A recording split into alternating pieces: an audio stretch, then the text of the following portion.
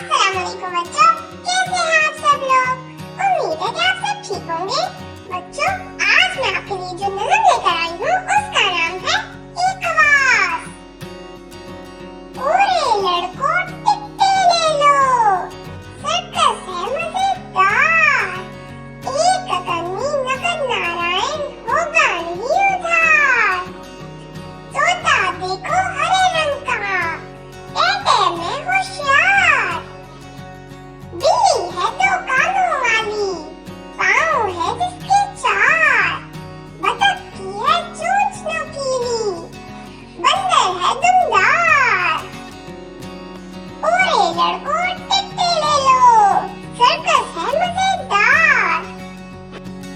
चले एक दो पेड़ पढ़ते हैं। पूरे लड़कों टिकटे ले लो, सर्कस है मजेदार। एक कदमी नगद नारायण होगा नहीं उधार।